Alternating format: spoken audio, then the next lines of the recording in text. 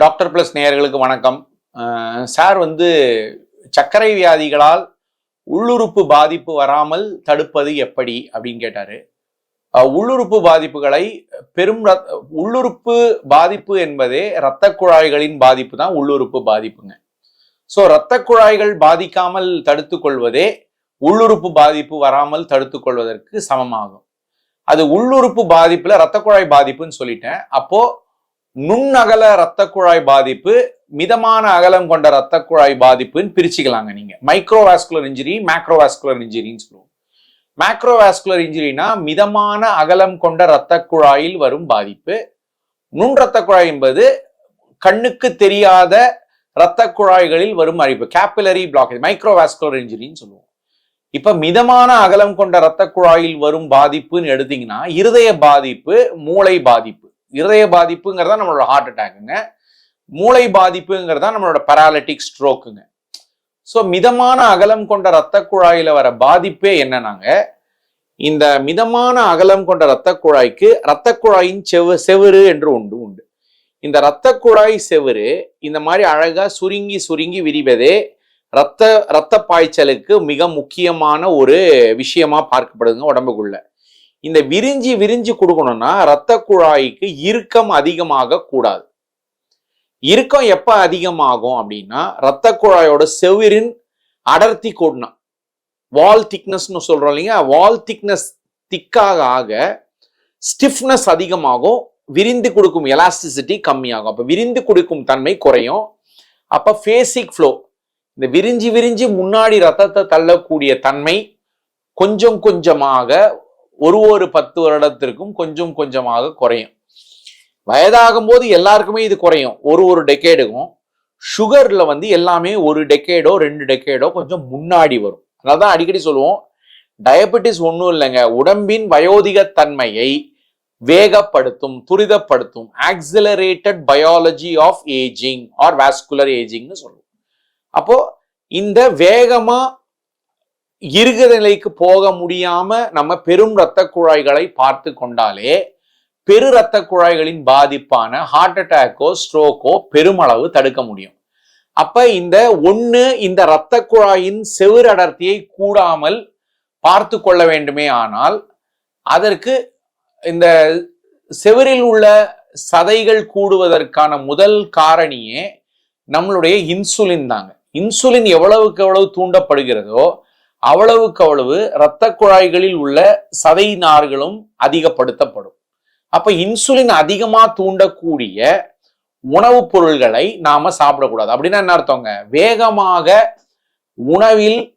உணவு செரிமானமாகக்கூடிய வகையறா உணவுகளை ரொம்ப சாப்பிடக்கூடாதுங்க. அப்படின்னா அர்த்தம், வெறும் மாவுச்சத்து, புரதச்சத்து, கொழுப்பு சத்து, இது 3 மட்டுமே வேகமாக செரிமானமாகக்கூடிய பெருஞ்சத்துகள் ஆகும், மேக்ரோ நியூட்ரியன்னு சொல்றோங்க. அப்ப இதை சாப்பிடும் போது மாவுச்சத்து, புரதச்சத்து அதிகமாக சாப்பிடும் பொழுது கூடவே நார்ச்சத்தையும் வைத்து சாப்பிட வேண்டும். ஏன்னா மாவுச்சத்து என்பது கார்போஹைட்ரேட். கார்போஹைட்ரேட்னா நம்ம தாங்க, எல்லா தானியத்துல இருக்கிறது எல்லாமே கார்போஹைட்ரேட் தாங்க. அரிசி, கோதுமை, திணை, சாமை, குதிரவாளி, கம்பு, கேழ்வரகு, மூங்கிலரிசி, மாப்பிள சம்பா, கருப்பு கவுனி, காட்டியானம், தூயமல்லி, ரத்தசாலி, எதுவாக இருந்தாலும் எல்லாமே தானியங்கள். தானியங்கள்னாலே மாவுச்சத்துன்னு எடுத்துக்கணுங்க. ஸோ மாவுச்சத்து ஒரு புறம், அடுத்து புரதச்சத்துங்க. புரதச்சத்து, எஸ்பெஷலி புரதச்சத்தை பொறுத்த வரைக்கும் அனிமல் புரதங்கள் அதிகமாக, பால், தயிர், மோர், கறி, மீன், முட்டை, இது எல்லாத்துலேயுமே லூசீன் அப்படின்னு சொல்லப்படுற ஒரு புரதம் அதிகமாகவே இருக்கும். சைவ புரதத்துல இந்த லூசீனுங்கிற புரதம் சற்றே கம்மியாக இருக்கும். அசைவ புரதத்துல எல்லாத்துலேயுமே இது அதிகமா இருக்கும். அதனால இந்த லூசீன் சர்க்கரைக்கு அடுத்தபடியாக குளுக்கோஸ், எதெல்லாம் மாவுச்சத்து எல்லாமே உடனடியாக ஒரு ரத்தத்துல பிளட் குளுக்கோஸா மாறுங்க. இந்த லூசீனுங்கிற புரதம் மட்டும் பிளட் குளுக்கோஸா மாறாது, ஆனா இன்சுலினை அதீதமாக தூண்டும். சிறு வயதிலிருந்தே அதிகமாக தூண்டினால் இந்த லூசீன் ரிச் ஃபுட்டான அசைவ புரதமும் அதிகமாக சாப்பிட்டாலும் இந்த இரத்த குழாய்களின் செவுரில் உள்ள சதைகளின் அடர்த்தி கூடும். அடர்த்தி கூட இறுக்கத்தன்மை கூடும். இறுக்கத்தன்மை கூட உங்களுடைய பெரு இரத்த குழாய் அடைப்புகளான ஹார்ட் அட்டாக்கும் ஸ்ட்ரோக்கும் சுகர் இருந்தாலும் வரலாம், இல்லாமல் இருந்தாலும் வரலாம். ரத்த குழாய்களின் அடர்த்தியை கூட்டாம பார்த்துக்கிறது தாங்க அதிபுத்திசாலித்தனமான பதிலாக இருக்கும் பெரு ரத்த குழாய்களின் அடைப்பை பொறுத்தவரையில். பெரு ரத்த குழாய்னா நம்ம ஹார்ட்டுக்கு போறது, மூளைக்கு போறதுங்க. ஸோ இந்த மாவு சத்தை சற்றே கம்மி பண்ணி, அதாவது பின்னாங்க ஒரு பாகம் ரைஸோ கோதுமையோ திணையோ சாமையோ, ஏன்னா நிறைய பேர் திணை சாமை குதிரைவாளிலையும் மாவு சத்து தாங்க. இப்போ ஒரு ராகியில கால்சியம் அதிகம், பானியார்ட் மில்லட் குதிரைவாளியில ஃபைபர் அதிகம், ஒண்ணுத்துல அயன் அதிகம், எல்லாமே ரைட்டுங்க. ஆனா அது அடிப்படையில் அதுவும் ஒரு மாவு சத்து. ஒரு 100 கிராம் எந்த மில்லட்டா எடுத்தாலும் 60ல இருந்து 75 கிராம் மாவு சத்து தாங்க இருக்கும். ஸோ அதை கிளாரிஃபை பண்ண விரும்பினேன் நான். ஸோ அரிசியோ கோதுமையோ திணை சாமையோ மில்லட்டோ எல்லாத்தையும் மாவு சத்து அதிகம். ஸோ ஒரு கப்பு ரைஸோ திணையோ கொஞ்சம் புரோட்டீன். ஸோ சைவ புரதத்துக்கும் அசைவ புரதத்துக்கும் சைவ புரதம் ஒரு 3 மடங்குனா அசைவ புரதம் 1 மடங்கு அப்படி. அதோட ஒரு ஃபைபர் ரிச் ஃபுட், பொரிக்க முடியாத ஒரு காய்கறி, நம்மளோட வாழைத்தண்டு வாழைப்பூ வச்சு சாப்பிடும்போது இன்சுலின் பெருமளவு தூண்டப்படாது. இன்சுலின் பெருமளவுக்கு, ஏன்னா இந்த ஃபைபர் வந்துங்க நம்ம மாவு சத்து புரத சத்து கொழுப்பு சத்து மூணுத்தையுமே வேகமாக செரிமானம் ஆக முடியாமல் பார்த்து கொள்ளும். அப்ப இது எல்லாமே ஸ்லோவா செரிமானம் ஆகும்போது ரத்தத்துல ஸ்லோவா தான் இன்சுலின் தூண்டப்படும். ஸ்லோவா இன்சுலின் தூண்டினாலே சர்க்கரையை குறைப்பது மட்டுமல்லாமல் இரத்த குழாயின் குறுக்களவும் அதிகமாகாது. ஏன்னா இன்சுலின் என்பது சர்க்கரையை குறைக்கும் ஹார்மோன் மட்டுமல்ல, அது கொழுப்பு உற்பத்தி பண்ணும் ஹார்மோன், செல்களை தூண்டக்கூடிய ஹார்மோன், இரத்த செவறுகளில் உள்ள புரதம் உடையாமல் பார்த்து கொள்ளும் ஹார்மோன், ஆன்டி புரோட்டியோலைட்டிக்னு நாங்க சொல்லுவோங்க மருத்துவத்துறையை சார்ந்தவங்க. அதனால இது மூணுமே பண்ணக்கூடிய இன்சுலினை அதிகமாக தூண்டாமல் இருந்தாலே ஆரம்ப காலத்திலிருந்து பெரு ரத்த குழாய் அடைப்பில் வரும் பாதிப்பான ஹார்ட் அட்டாக்கையும் ஸ்ட்ரோக்கையும் பெருமளவு தடுக்கலாம். நிவர்த்தி பண்ண முடியாதுங்க, பெருமளவு தடுக்கலாம். ஆனா நுண் ரத்த குழாய் அடைப்புகளான கிட்னி ப்ராப்ளம், கால் புண்ணு, கண்ணுல வர ரெட்டினாபதி, இது எல்லாமே நுண் ரத்த குழாய்களினால் வரும் அடைப்புங்க. இந்த நுண் ரத்த குழாய் தான் உடம்பின் பரப்பளவுல கிட்டத்தட்ட 90% வெறும் நுண் ரத்த குழாய் அளவே. நுண் ரத்த குழாய்னாங்க ஒரே ஒரு ரத்த அணுவை தான் ஒரு முறை செலுத்தும். 90% ரத்த குழாய் பேர் கேப்பிலரின்னு பேருங்க. சோ நம்ம ஒரு ரத்த அணு ஒரு ரத்த குழாய் நுண் ரத்த குழாயை தாண்டி போகணும்னாலே நம்ம ரத்த குழாய் அழகா விரிஞ்சு கொடுக்கணுங்க, இந்த நுண் ரத்த குழாயோட அளவுல போய் இறங்கி சொல்லும் பொழுது.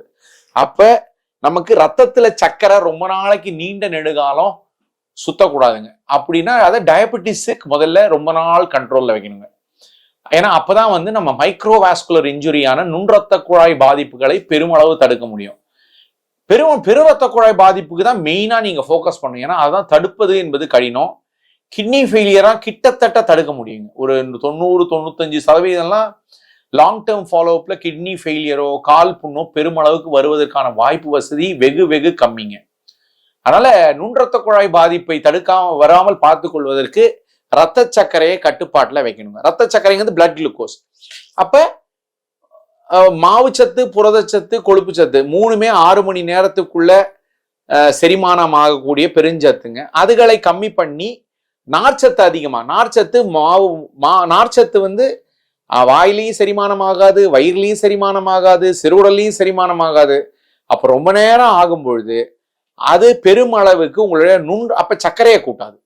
இப்ப சர்க்கரையை கூட்டலனாலே நமக்கு ரத்த சர்க்கரை ஏறாது. ரத்த சர்க்கரையில நுண் ரத்த குழாய் பாதிப்பு வராது. ஏன்னா எல்லாருக்கும் என்னன்னா இன்சுலின் வந்து 2 விதமா சுரக்குங்க. வேகமா சுரக்கிற இன்சுலின், நிதானிச்சு விதமா சுரக்கிற இன்சுலின் பார்க்கணுங்க.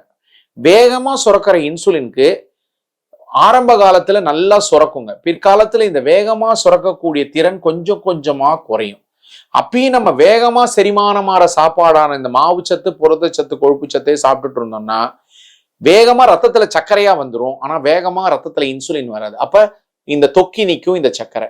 அப்ப வருடங்கள் ஆக நமக்கு இன்சுலின் வேகமாக சுரக்கக்கூடிய இன்சுலின் குறையும் பட்சத்துல நம்ம வேகமா செரிமானம் ஆக முடியாத அளவுக்கு நார்ச்சத்தை கூட்டணும். ஏன்னா நார்ச்சத்தால மட்டும்தான் வேகமா செரிமானம் ஆகாது. அதனால நுண் ரத்த குழாய் பாதிப்புகளை தடுக்கணும்னா நீங்க 3 வேளையும் எது சாப்பிட்டாலும் கூடவே பொரிக்கவே முடியாத, கலரே மாற முடியாத, விலை கம்மியான நீர்ச்சத்து காய்கறிகளையே அதிகப்படுத்தி நம்ம சாப்பிட்டோம்னாலே எதை வேணா சாப்பிடுங்க, கொஞ்சமா சாப்பிடுங்க, பேலன்ஸ்டா சாப்பிடுங்க, கன்சிஸ்டண்டா இருந்தீங்கனாலே நுண் ரத்த குழாய் பாதிப்புகளையும் தடுக்கலாம், பெரு ரத்த குழாய் பாதிப்புகளை